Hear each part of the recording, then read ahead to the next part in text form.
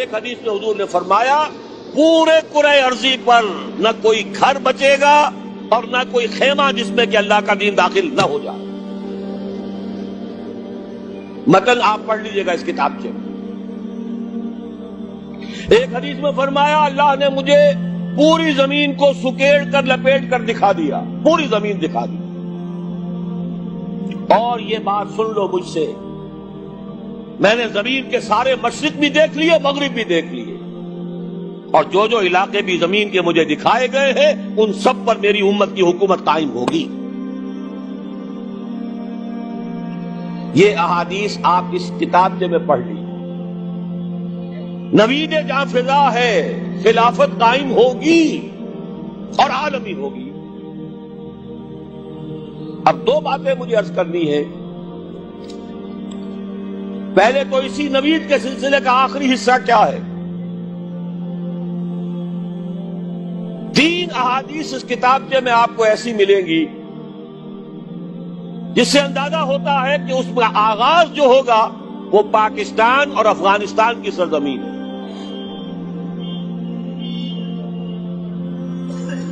اس لیے کہ جب یہ بھٹی دہکے گی, یہود اور مسلمانوں کی جنگیں, کتاب الملاحم, اور جب وہ الملحمۃ العظمیٰ, آخری جنگ, آرمگڈون, تاریخ انسانی کی عظیم ترین جنگ ہوگی, عالم عرب میں جو رہنما ہوں گے, جو قائد ہوں گے, جو سپہ سالار ہوں گے, وہ حضرت مہدی ہوں گے.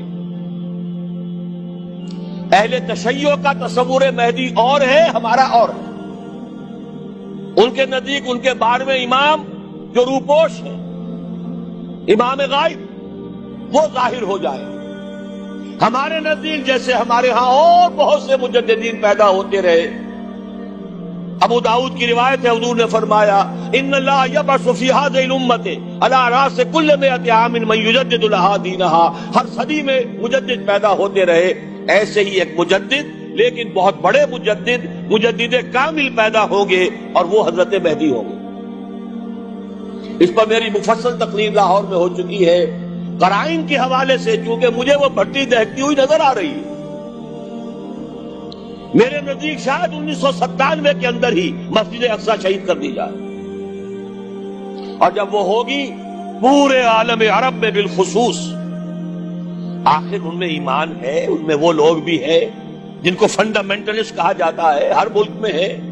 آخر الجزائر میں جو لوگ پھانسیاں چڑھ رہے ہیں اور جانے دے رہے ہیں وہ کون ہے, مصر میں جو دے رہے ہیں وہ کون ہے, اور اب جو سعودی عرب میں بمبارڈمنٹ شروع ہو گئی ہے وہ کون کر رہے ہیں.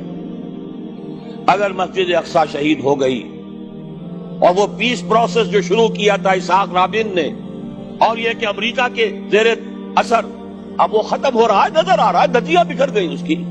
اوسلو کے ذریعے سے جو شروع ہوا تھا اور پھر جو معاہدہ ہوا وہ ختم ہو رہا ہے, کوئی دن کی بات ہے.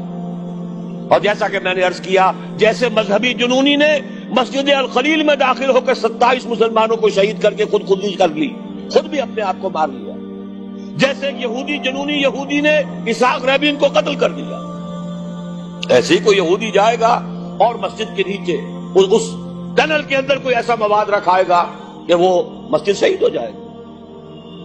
پھر جو طوفان اٹھے گا, پھر جو خونریزی ہوگی, اس کا آپ تصور نہیں کر سکتے. لیکن اس میں ایک شخصیت ابھرے گی اور وہ حضرت مہدی ہوں گے. ہمارے جو مجموعے ہیں احادیث کے, ان سے معلوم ہوتا ہے حضرت فاطمہ کی نسل سے ہوں گے رضی اللہ تعالی عنہا. حضرت فاطمہ کے 2 بیٹے حضرت حسن, حضرت حسین رضی اللہ تعالی عنہما حضرت حسن کی اولاد سے ہوں. حضور نے فرمایا ان کا نام میرے نام پر ہوگا, محمد ہوگا, اور ان کے والد کا نام میرے والد کے نام پر ہوگا, عبداللہ ہوگا. وہ پیدا ہوں گے یا میرے گمان میں وہ پیدا ہو چکے ہیں, اس لیے کہ مجھے جو سامنے نظر آ رہا ہے کہ وہ سارے حالات و واقعات جو احادیث کے کتابوں میں بیان ہوئے ہیں, گویا کہ جیسے ڈرامے سے پہلے سٹیج سیٹ کیا جاتا ہے, حالات پوری طرح اس کے لیے ایک سٹیج کی طرح تیار ہو چکے. باقی واللہ عالم, یہ اندازے کی بات ہے. یقینی بات یہ ہے کہ ہوگا, لیکن جب عالم عرب میں یہ بھٹی دہکے گی, جب حضرت مہدی کی قیادت میں مسلمان صاحب ایمان اہل عرب یہودیوں اور عیسائیوں کی طاقت سے ٹکرائیں گے, تو ان کی مدد کے لیے دو جانب سے اللہ تعالیٰ کچھ بھیجیں گے مدد. ایک تو آخری مرحلے میں مدد آئے گی، حضرت مسیح عیسیٰ ابن مریم کا نزول، جو یہودیوں کی طرف رسول بنا کر بھیجے گئے تھے. انہیں یہودیوں نے اپنے خیال میں سولی پر چڑھا دیا، لیکن اللہ نے فرمایا وما صلبوہ وما قتلوہ ولکن شبہ لہم بل رفعہ اللہ الیہ. اللہ تو اپنی طرف اٹھا کر لے گیا.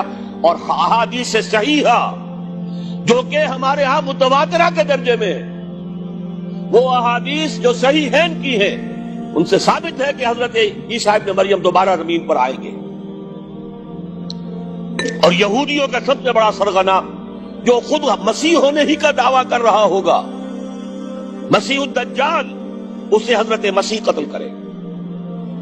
لیکن ایک دوسری حدیث سے معلوم ہوتا ہے کہ مشرق سے فوجیں آئیں گی حضرت مہدی کی مدد کے لیے.